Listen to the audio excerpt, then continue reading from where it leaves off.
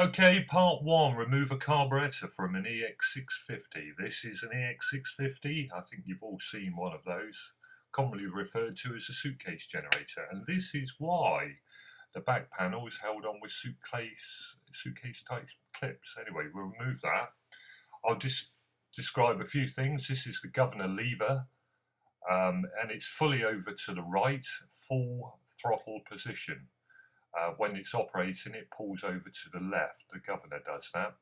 Okay, we're going to have to remove a few things here so we can get this governor arm off. It's got a spring attached at the back. You can probably just see that behind my finger. There's a pinch bolt at the bottom to adjust it on the actual shaft that comes out of the engine from the governor. So it's hard to get to in the position it's in due to the cooling fins that are actually there in the bottom part of the chassis. Okay, remove the fuel pipe. This is the choke cable. So if you pull the spring towards you and then lift up, it will come out of the slot that's in the top there. Next thing we're going to want to disconnect is the governor spring. You can either use a screwdriver or a pair of pliers. Just hook it off and put it somewhere safe. Don't leave it hanging there because it could end up in the bottom of the machine. Try not to damage it. You don't want to bend that. Okay, we're going to disconnect the 8-pin coupler up the top, which is the main AC side of things.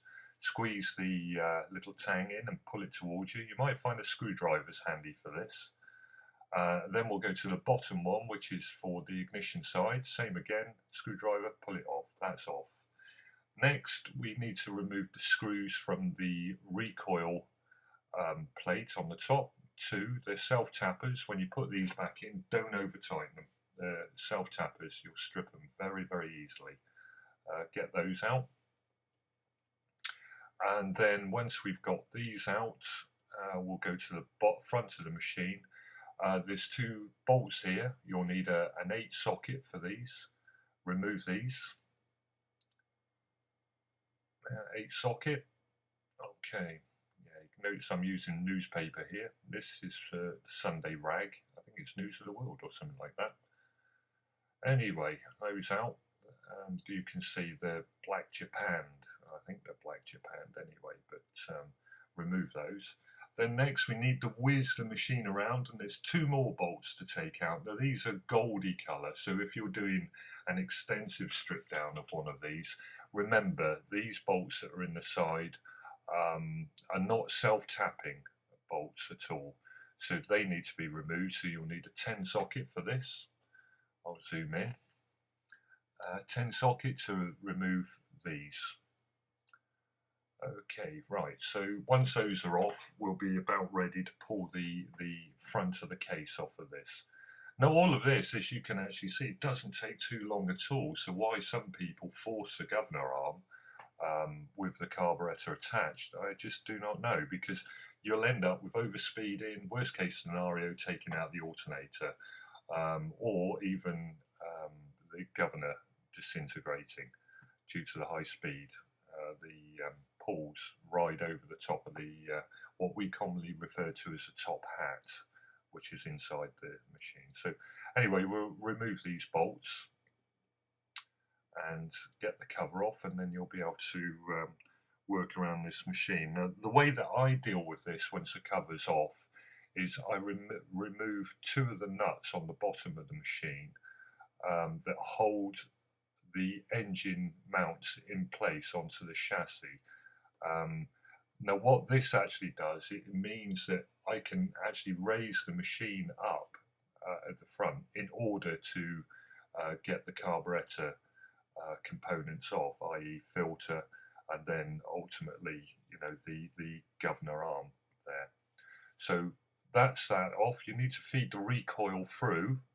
Sometimes a pair of forceps on the recoil rope just to hold it so it doesn't snap back in, or give you a little bit more edge to get the recoil off, well, through the hole. It is a bit difficult. Right, so let's get on with the next bits. We'll take the air filter assembly off first, and the clip.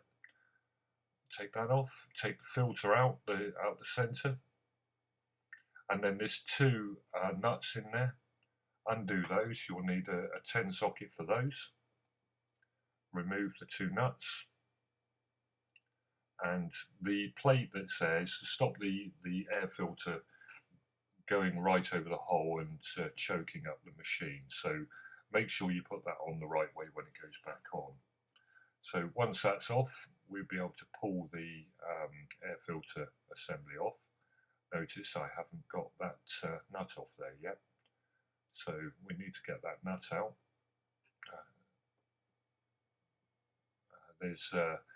I'm pointing towards the oil breather up the top there, which comes through a hole. Always make sure that's in place as well. So once this is off, you'll notice some spacers. They normally come off with the filter, but in this instance, they've actually stayed on the machine. Make sure you don't lose those, because when you come to put back together with the nuts, you'll end up crushing the holes, and the carburettor will not be on the engine tight enough. So put those in place, back into the filter. Make sure you always remember those. We see so many machines coming in with those missing. Okay, next thing is the spacer. That's metal with a rubber bonded to it.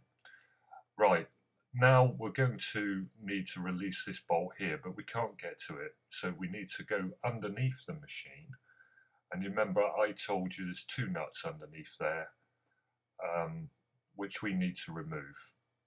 This will give us the clearance we need in order to get the governor shaft off the engine. So once those are removed, we'll be able to get the engine up in the air, engine side, and work on this carburettor. It's a bit difficult doing it one-handed. But anyway, once they're off, I use a screwdriver underneath the machine to prop it up. So I pull it up on the recoil, grab a long bladed screwdriver. Okay.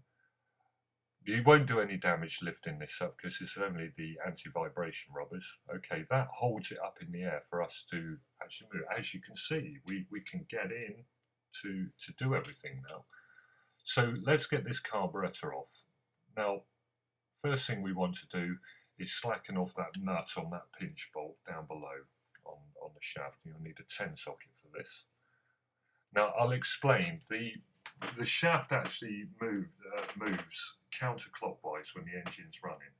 So therefore, when you put this on and tighten up, you need to make sure that that shaft that's coming out of the engine is turned all the way clockwise. And that's what a lot of people get wrong. It's an important side. You can't just put that connector, the lever, onto that shaft without adjusting it, because engine overspeeds and that's it. You'll end up taking it back down again. So anyway, once you've taken that off, that's the governor arm. Now watch it as you pull back, because there's a linkage still on top of the carburettor to link up to that governor arm, and you don't want to lose that. There it is, that thing on the top. Put that to one side, nice and safe. Right, we're going to strip the carburettor in part 2. I'll see you soon. Take care.